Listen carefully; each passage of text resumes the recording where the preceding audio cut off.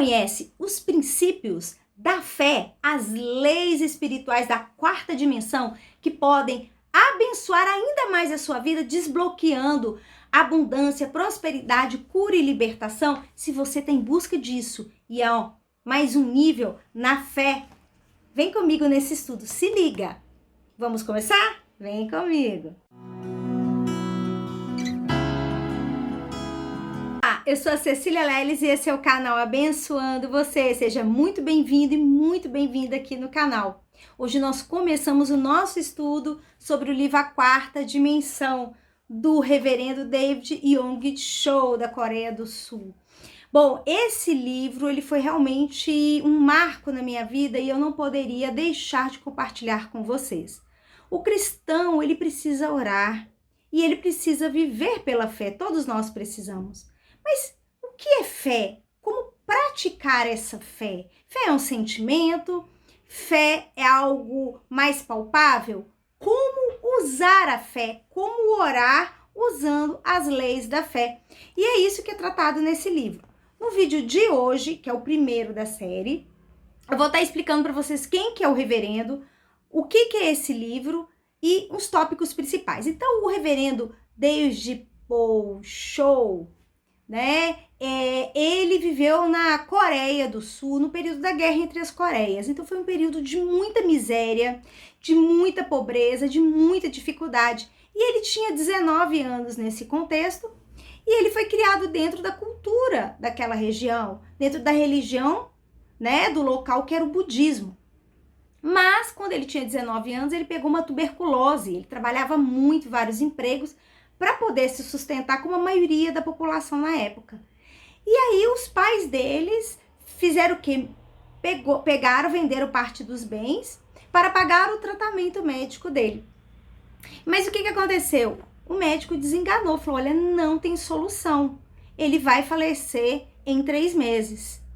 E ele ficou internado e ele ali orou para Buda, fez todos os rituais religiosos os quais, né, ele conhecia, que ele tinha, né, foi criado naquilo, e ele não foi curado. Até que num momento assim de desespero, ele falou assim, não, eu vou pedir para o Deus Criador. E ele narra isso no livro, e aí ele orou para o Deus Criador pedindo a cura dele. Para, né, a surpresa dele, né, algo aconteceu. O que aconteceu? Deus tinha um propósito na vida dele. E esse propósito se manifestou a partir da hora que ele orou direto a Deus, sem intermediários, aonde ele buscou o Criador. E aqui entra meu primeiro comentário. A minha conversão foi assim, muito parecida com a dele. Eu estava, né, com uma enfermidade, uma depressão muito grande. Eu não estava vivendo problemas financeiros, mas era de saúde e nada curava. Eu sou enfermeira, eu fiz tratamento, eu era, né, dona de um centro espiritualista e meu marido, a gente fazia todos os trabalhos, todos os rituais, todos os ritos que nós entendíamos e nada melhorava, nada melhorava. E foi nesse momento que eu clamei a Deus sem intermediário nenhum e eu me vi muito ali. Talvez você aí que está me ouvindo já passou por essa experiência ou ainda não teve essa oportunidade de clamar ao Deus Criador. E foi o que ele fez e foi o que eu fiz. E Deus foi se manifestar na vida dele. Como que Deus manifestou na vida dele? Né? Da minha vida eu vou contar no próximo vídeo, qual eu vou contar meu testemunho todo. Como que Deus manifestou na vida dele? Deus manifestou que uma conhecida dele, acho que da escola dele, se eu não me engano, foi visitá-lo.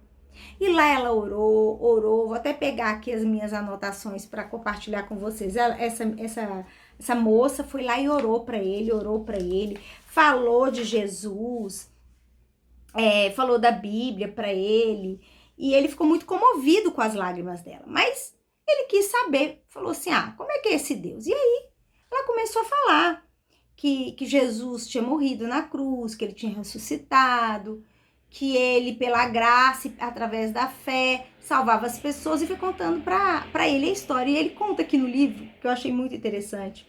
Ele falou assim, nossa, essa menina é muito ignorante. Nossa, e aí ele foi e mandou ela embora. E ela foi embora, mas ela voltou. E foi falando diversas vezes, indo lá, orando e falando para ele. Até que um dia ele repreendeu ela asperamente, mandou ela embora. E nesse dia, meus irmãos, ela caiu de joelhos e começou a orar em lágrimas e clamar por ele. E ele se comoveu, ele falou assim, nossa, ele viu, ele fala até aqui, que ele viu algo diferente naquela garota. Que ela vivia a fé dela. E aqui vinha a primeira chave do livro. Pelo menos na minha percepção. Qual que é a primeira chave? Nós, quando queremos pregar a graça de Deus, a salvação, a transformação na vida das pessoas, muitas das vezes a gente fala demais, mas não dá o testemunho.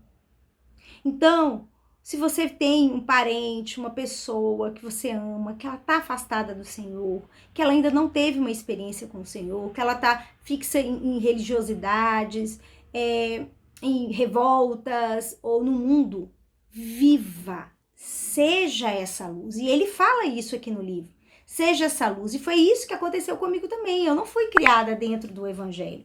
Como ele, eu também achava os cristãos preconceituosos, achava os cristãos evangélicos, né, principalmente, né, ignorantes, né, a soberba que alguma das religiões nos dá, né, mas ele se comoveu e ele viu algo diferente nela, que ela vivia essa fé. Então ele falou para a moça assim, eu vou ler para vocês, moça, implorei, por favor, não chore, né, o futuro reverendo falou com ela, sinto muito. Agora reconheço seu amor cristão. Já que estou morrendo, vou me tornar um cristão por você. Olha só como é que ele aceitou Jesus. Ele aceitou Jesus por amor a ela. E aí a reação dela foi instantânea. E ela deu uma Bíblia para ele. E ele foi examinar a Bíblia e começou a ler a Bíblia, só que ele ficou horrorizado, porque ele pegou lá do início, ele foi vendo genealogias, nomes, e ele falou assim, misericórdia, né? Lógico que ele falou misericórdia, ele falou assim, não, que livro esquisito. Ela falou assim, não começa por Gênesis, não, porque do jeito que você tá grave, pode ser que você não consiga chegar até o final, porque ele tava para morrer. Ela foi e falou, leia Mateus. Aí ele achou meio ridículo, fechou, e aí ele ficou naquela confusão. E aí a gente entende, meus irmãos, uma outra chave espiritual, que muitas pessoas que ainda não têm experiência com Deus, não têm experiência com os ensinos da palavra, têm um estranhamento ao ler a Bíblia. É verdade. Eu lembro que o contato que eu tive com Jesus e a Bíblia, não fui criada numa família cristã, nem católica, nem evangélica. Eu era a quarta, né, geração espiritualista, e muitos ateus também na minha família. Eu achei a Bíblia esquisita, muita coisa não fazia sentido, me parecia bizarro, eu não conseguia, porque existe um segredo na Bíblia. A história da Bíblia é fácil, você lê ali, mas o entendimento da palavra, a decodificação, ela vem pelo Espírito Santo, ela vem pelo estudo, pela busca, e ele teve esse estranhamento. Mas aí ele foi encorajado pela moça, não, continua, lê Mateus. E aí ele leu. E aí aconteceu um mistério. O que ele fala aqui? Eu acho importante isso, porque quando você for evangelizar, for explicar para alguém, muitas das vezes é esse ponto aqui que vai ser a diferença, porque para mim foi. Para ele foi, então é importante. Olha o que ele fala aqui no livro. Ao ler, não encontrei filosofias, teorias sistematizadas, ciência médica, nem quaisquer rituais religiosos. Lembra que ele estava lendo Mateus. Encontrei, porém, um tema marcante. A Bíblia constantemente falava a respeito de Jesus Cristo, o Filho de Deus. Então ele percebeu pela leitura que o centro da palavra é Jesus Cristo, porque de fato é. Tanto o Antigo, o Novo, prepara a humanidade para a vinda do Mashiach, né? Yeshua, Jesus Cristo. E ele estava iminente a morrer. Então, ele percebeu que Jesus sofreu, morreu, e ele sentiu ali, naquele sofrimento que ele vivia, de um mundo, né, de um país pós-guerra, pobreza, miséria, enfermidade, ele teve uma identificação.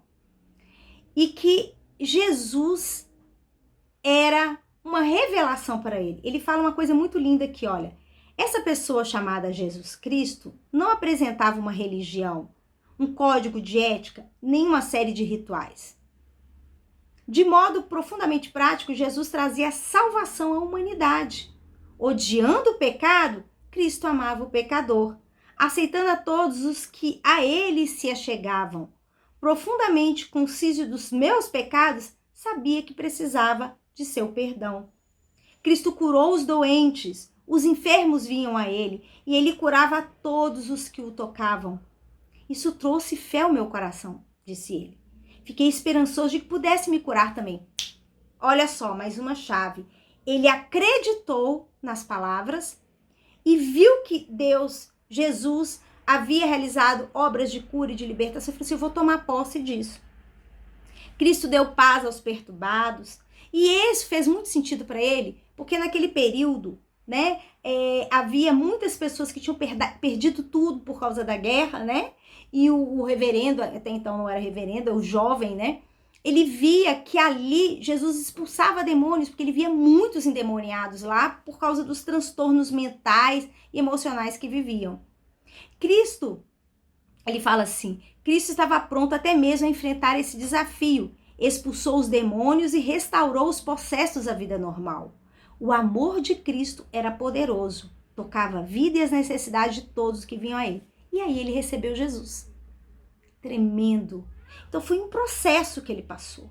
Primeiro Deus permitiu uma dor na vida dele, como a gente vê, né? Jó, ele teve aquela dor, aquela permissão para ele despertar e sair daquela casca de nível de consciência, daquela casca da religiosidade e da cultura com a qual ele vivia, para que ele pudesse desesperar e buscar a ajuda de Deus.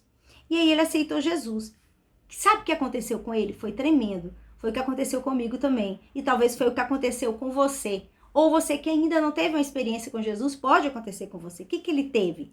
Instantaneamente, a alegria da salvação e paz do perdão de Cristo me envolveram. Ele sentiu aquela alegria, aquela paz. Eu lembro que quando eu aceitei Jesus e fui passando pelo processo de cura da depressão, eu comecei a sentir uma paz que eu nunca havia sentido. É uma paz que vai além das circunstâncias. E até hoje eu vivo. E nós que somos cristãos, nós somos chamados a viver essa paz. E o que aconteceu? Ele começou a orar, ler a Bíblia, e ele tinha diagnóstico de falecer em 3 meses. Ele, com 6 meses de tratamento, ele estava curado. Através dos anos, ele fala aqui no livro. Nós já estamos terminando o vídeo, não saia daí. Deus tem me ajudado a compreender vários princípios importantes da fé. Então, a partir daí começou a vida dele cristã e ele começou a estudar e ele aprendeu princípios espirituais importantes das que ele chama leis da fé. Nosso tema de estudo é fé e oração, não é? As leis da fé são os que vou partilhar com você neste livro, para que você entre numa dimensão mais profunda e numa vida mais abundante. O que acontece, meu irmão, minha irmã? Eu sei que se você está assistindo esse vídeo até aqui, provavelmente você tem fé e provavelmente você já foi salvo. Mas talvez você ainda não viveu, ou até viveu, mas em um determinado nível, as graças, as bênçãos e todo o processo espiritual proposto por Cristo na palavra. E ele descobriu, através dos princípios e leis da fé, como que a gente pode chegar nessa dimensão mais profunda de uma vida abundante. Isso tem a ver com salvação? Não. Isso tem a ver com princípios espirituais e leis espirituais de uma vida abundante. Cristo jamais muda. Ele é o mesmo ontem, hoje e para sempre. Cristo deseja carregar seus fardos, os meus e os seus fardos. Jesus pode perdoar-lhe e curá-lo. Pode expulsar Satanás e dar-lhe confiança, fé e paz. Cristo deseja dar-lhe a vida eterna e fazer parte do seu viver diário. É uma comunhão diária, porque o Espírito Santo, ele habita, tabernacula dentro de nós. O ladrão vem para matar, roubar e destruir, mas Jesus Cristo vem para lhe dar vida abundante e livre. Mediante a presença do Espírito Santo, Jesus está com você nesse instante, que foi o que eu falei. Cristo deseja curá-lo, libertá-lo da morte. Ele é o Senhor vivo. Coloque a sua fé em Jesus e espere um milagre hoje. E aí ele vai falar dos princípios da fé. É tremendo, meu irmão, minha irmã. Eu te convido a continuar esses estudos comigo desse livro apaixonante, simples. E aí você vai aprender no próximo vídeo a incubação, uma lei da fé. É tremendo. Então, eu agradeço você por estar até aqui. Eu peço que você curta, comente, compartilhe, tá? Ative o sininho para ajudar nesse projeto evangelístico, tá? Que Deus abençoe a sua vida. Fique na paz até o nosso próximo encontro. Shalom, tchau, tchau.